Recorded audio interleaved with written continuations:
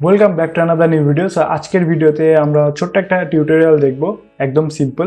যে আপনি যখন এই পেজটা এভাবে স্ক্রোল করবেন তখন অনেক পেজে দেখবেন যে এখানে স্ক্রোল টু প্রগ্রেস দেখা যায়, কত পার্সেন্ট আপনি স্ক্রোল করেছেন এই বারটা এভাবে বাড়তে থাকে। তো আজকে আমরা সেটাই বানাবো। তো চলুন কথা না বাড়িয়ে শুরু করি আজকের ভিডিও। ফার্স্টে আমি আমার HTML ডকুমেন্টটা ওপেন করেছি। এই ডকুমেন্টে আমি এই যে স্ক্রল বারটা নিয়েছি এই যে উপরে, তারপরে আমরা এই যে ডামি টেক্সট নিয়েছি, আমরা কমেন্ট করেই দিয়েছি। আর সোর্স কোড আপনারা চাইলে কমেন্ট করতে পারেন, তাইলে আমি সোর্স কোডটা আপনাদেরকে প্রোভাইড করব।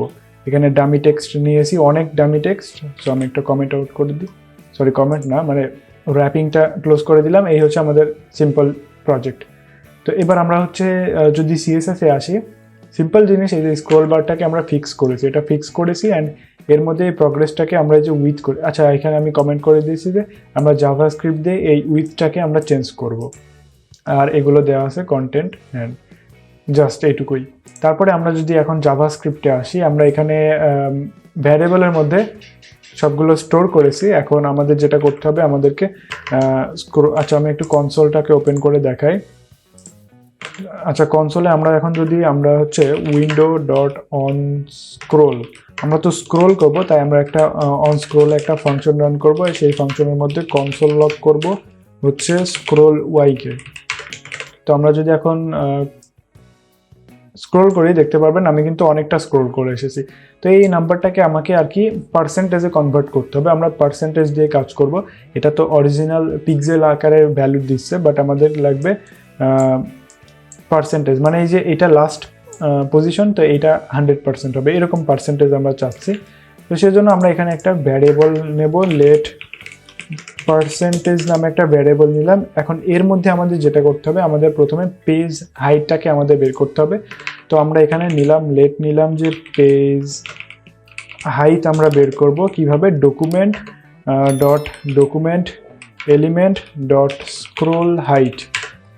এখন ডকুমেন্ট নিলাম, ডকুমেন্ট এলিমেন্ট মানে পুরো HTML ডকুমেন্টটা, আর স্ক্রোল হাইট মানে পুরো HTML ডকুমেন্টের যে হাইট সেটাকে আমরা এই ভ্যারিয়েবলে স্টোর করলাম। তো এখন আমাদের পার্সেন্টেজের মধ্যে এই যে পেজ, আচ্ছা আমরা তো স্ক্রোল ওয়াই করব, তো স্ক্রোল ওয়াইকে আমরা যেহেতু পার্সেন্টেজ করবো, আপনারা পার্সেন্টেজের ফর্মুলা জানেন। আচ্ছা পেজ হাইট দিয়ে ভাগ করে আমরা যদি 100 দিয়ে মাল্টিপ্লাই করি, তাইলে আমাদের কাঙ্ক্ষিত পার্সেন্টেজের ফলাফলটা বের হয়ে আসবে। এখন আমরা এটা ইন্ডিকেটরে হচ্ছে প্রিন্ট করবো, ইন্ডিকেটর ডট স্টাইল, আচ্ছা এখানে স্টাইল ডট উইথ ছিল। তো উইথ ইজ ইকুয়ালস টু আমরা এখানে দেব পার্সেন্টেজ, এটা না, পার্সেন্টেজ প্লাস আমরা পার্সেন্ট আকারে দেব, কারণ এখানে আপনারা দেখতে পারবেন যে এখানে আর কি পার্সেন্টেজের হিসাবে আসবে, 0%, এখানে পার্সেন্ট হিসাবে আসবে। আর আমরা শুধু পার্সেন্ট ভ্যারিয়েবল থেকে এই মানটা পাবো, মানে 0 1 2 3 এরকম মান পাবো।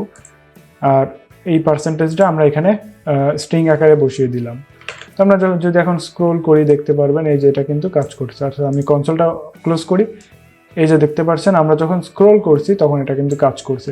বাট এখানে একটা প্রবলেম সেটা হচ্ছে আমরা নিচে আসা, আমাদের পুরো কন্টেন্টটা দেখানোর পরে কিন্তু এটা 100% লোড হয়নি। তো এক্ষেত্রে আমাদের যেটা করতে হবে, আমাদেরকে আরও একটা ভ্যারিয়েবল নিতে হবে। আমরা এটাকে ডুপ্লিকেট করে নিলাম, অ্যান্ড এখানে পেজ হাইট না দিয়ে আমরা হচ্ছে ডকুমেন্ট হাইট দিলাম। তো এখানে সেম জিনিস থাকবে, এখানে শুধু থাকবে ক্লায়েন্ট হাইট। এখন ক্লায়েন্ট হাইটের অর্থটা কি, ক্লায়েন্ট হাইট মানে কি, আপনি কতটুকু ভিউ করছেন, মানে ভিউপোর্ট যেটা বলে, ভিউপোর্টের লেন্থ। এখন আপনি দেখছেন আপনার ভিউপোর্ট কোনটুকু, এখান থেকে এ পর্যন্ত, এই শেষ পর্যন্ত ভিউপোর্ট। আপনি যখন লাস্টে আসবেন তখন এই ওপর থেকে এই শেষ পর্যন্ত আপনার ভিউপোর্ট, এই ভিউপোর্টের হাইটটা এখানে থাকবে। তো আমরা এখানে জাস্ট এটাকে দেখানোর জন্য আমরা এই আরেকটা ব্র্যাকেটের মধ্যে এখানে আমরা হচ্ছে ডকুমেন্ট হাইটটাকে মাইনাস করে দেবো, মানে পেজ হাইট থেকে ডকুমেন্ট হাইটটা মাইনাস হবে, তারপরে এটার একটা পার্সেন্টেজ আসবে। তো এবার দেখতে পাচ্ছেন এটা কিন্তু কাজ করবে। এবার আমি যদি ওপর থেকে আসি, এই যে এটা কাজ করেছে। তো ওকে গাইজ, এই ছিল আজকে সিম্পল প্রজেক্ট। আশা করি আপনাদের ভালো লেগেছে। আজকের প্রজেক্ট থেকে আপনারা কিছু শিখতে পেরেছেন। আর যদি শিখে থাকেন অবশ্যই ভিডিওতে লাইক করবেন, চ্যানেলে নতুন হলে চ্যানেলে সাবস্ক্রাইব করবেন, আর পাশেই থাকবেন। নতুন কোনো ভিডিও নিয়ে আবার চলে আসবো। Till then, good by.